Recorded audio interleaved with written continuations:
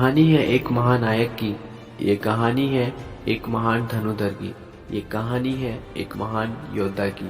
जी हाँ दोस्तों, मैं बात कर रहा हूँ महाभारत के महानायक पांडुपुत्र अर्जुन की। यूँ तो अर्जुन के विषय में आप सभी कुछ ना कुछ जरूर जानते हैं, लेकिन आज इस वीडियो में मैं आपको अर्जुन और अर्जुन के गांडीव धनुष से जुड़ी कुछ विशेष चीज़ों के बारे में बताऊंगा।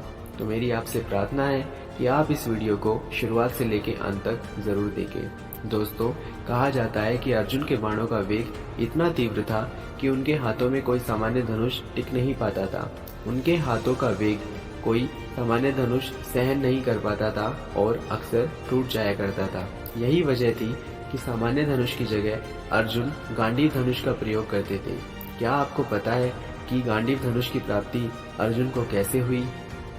एक पौराणिक कथा के अनुसार अग्निदेव खांडव वनप्रस्थ नामक एक वन को भस्म करके अपनी शक्ति और अपना वैभव पुनः प्राप्त करना चाहते थे।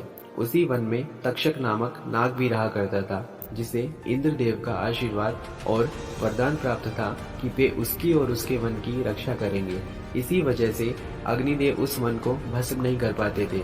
इसके लिए उन्होंने श्री कृष्ण और अर्जुन से सहायता मांगी। अर्जुन इसके लिए तैयार हो गए, किंतु उन्होंने अग्निदेव से एक ऐसे धनुष की मांग की जो उनकी ताकत, उनके कौशल और उनके दिव्यास्त्र की शक्ति की बराबरी करके उसे धारण कर सके। तब अग्निदेव के कहने पे वरुण देव ने अपने आशीर्वाद के रूप में अर्जुन को गांडीव धनुष और अक्षय नामक तरकस दिया। अक्षय नामक तरकस एक ऐसा तरकस था जिसमें कभी भी बाण समाप्त नहीं होते थे। इसी दिव्य धनुष और दिव्य तरकस का प्रयोग करके अर्जुन ने खांडव वनप्रस्थ को भस्म कर दिया और अग्निदेव को तृप्त किया। दोस्तों, कहा जाता है कि गांडीव धनुष इतना कठोर था कि अर्जुन के अलावा उस युग में केवल एकमात्र भीमसेन ही ऐसे पुरुष थे जो उस पर प्रत्यंचा चढ़ा सकते थे। बाकी अन्य कोई भी पुरुष गांडीव धनुष पर प्रत्यंचा तक नहीं चढ़ा सकता था। गांडीव धनुष अपने आप में एक अलौकिक और दिव्य धनुष था। इसमें 1,00,000 धनुष की शक्ति थी।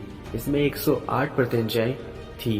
गांडीव धनुष की एकमात्र टंकार सुनते ही पूरी की पूरी सेना कांप उठती थी। इसका उदाहरण हमें विराट युद्ध और महाभारत के युद्ध के दौरान कई बार मिलता है। गांडीव धनुष अविनाशी था। यह गंधर्वों और देवताओं द्वारा पूजा जाता था। गांडीव धनुष किसी भी अस्त्र व शस्त्र से टूट नहीं सकता था।